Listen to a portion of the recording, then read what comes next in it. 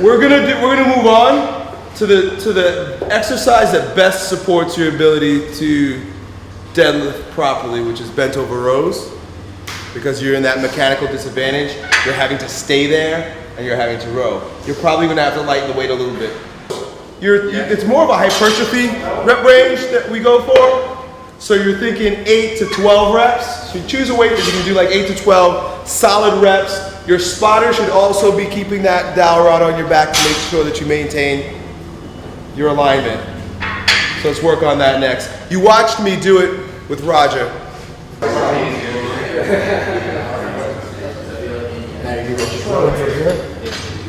You guys touching all points? Yep.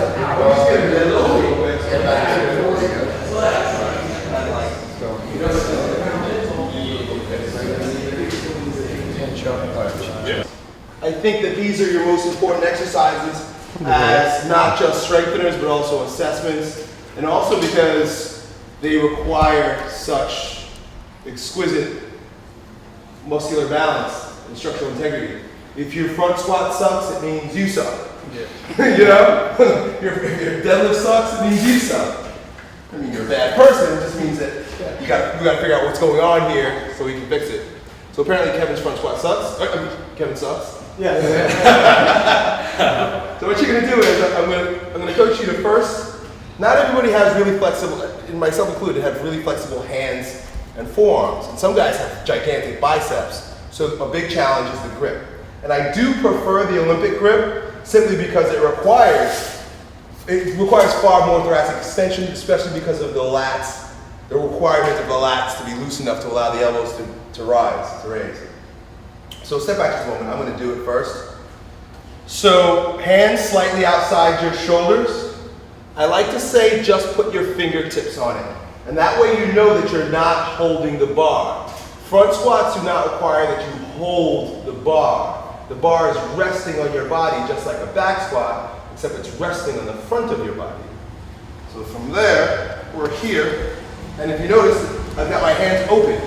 That's the first thing that's typically a challenge for a lot of people. They want to hold it. The more flexible your hands get, the more you'll be able to roll your entire palm up underneath it. But the key really is these elbows. You want to keep those elbows up really high. The minute the elbows begin to drop, the bar begins to drop. You see? So the fact that the bar is staying on me because my elbows are high in absence of my hands means that you could really front squat like this. Do you see? It's sort of the same thing, and sometimes I have to help people out that are really tight by having them actually front squat this way, and we'll decide who needs to do that. So from here, right, you're squatting. Elbows up, elbows in, push straight up. Step back. Good. Set your feet so for your typical squat. Elbows in and up. Good. Start reaching your butt back. Keeping your elbows high as you go lower. Elbows, elbows, elbows, elbows, elbows. Good. And up. Good. Keep going. Think elbows as you're coming up. So really, as if you have two cables attached to your elbows, you're being pulled up by your elbows. Good. Not bad, dude. Good, do 3 more. This is actually not a bad front squat, brother. Yeah, what do you mean you can't front squat? You didn't even get the grip in. Well, know that when you front squat, you're gonna end up using about 1/3 of the intensity that you would with your back squat. Okay, you rack it, walk it in, hit, slide. Hit. People think flexibility is an issue if they're trying to do it like this. Because then, yeah, you're gonna fuck up your wrist, it hurts, especially if you are inflexible. But if you know that you really don't need much more than a few fingertips, as long as your elbows stay up, you're good, you can front squat. So, let's have everybody give that a try. Coach each other on it, lighten the weight if you have to, and I'll walk around. Check you guys out. Legs out just a little bit, just yeah, just there you go. That was good. I like to spot the front squat from the front. So if you're a coach, you're giving cues, do it Even from at the front. bottom. Keep them up like this? Yep, even at the bottom. You want that front rack, never release, even at the bottom.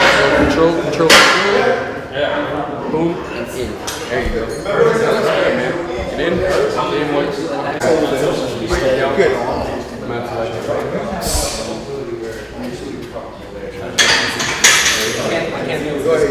Stick your butt back. Keep your elbows up. Elbows go this way. Take it up. There you go. Until you get that flexibility. I mean, there's things you can do with your flexibility, but until you would get that, try this. So look, now you're gonna do the same thing, same distance, except when you come here, now you're able to hold it here and increase it to wherever you want. But all we're doing is I want you focusing from your elbow to your armpit to be parallel with the ground. Does that make sense? Yes. So don't worry about where you place your hands on this. Worry about elbow to armpit parallel with the ground.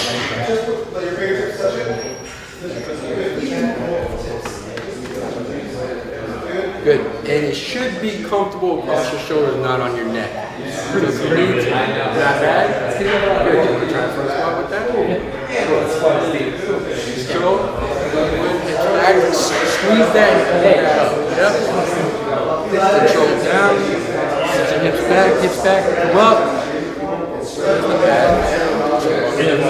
It's fine. I mean, to rack it that way is alright. Yeah, it could have been up a little higher. Spread your feet. Good. Just like you normally squat. Good. Not bad. Heavy heels. Feet are in a good place. Think heavy heels. Yeah, definitely better than that. Why is this like Good. That's pretty good. Try not to arch your neck back too much. Keep it this way the entire time. Good. Chin in, chin in, chin in. Yeah, there you go. Go from there. Elbows. So what does go up is the elbows. The chin stays down. Good. Chin stays down. Elbow go up. Nice. Much better. You can build that sucker up pretty easily, I guess. Good. Do 3 more. That was excellent.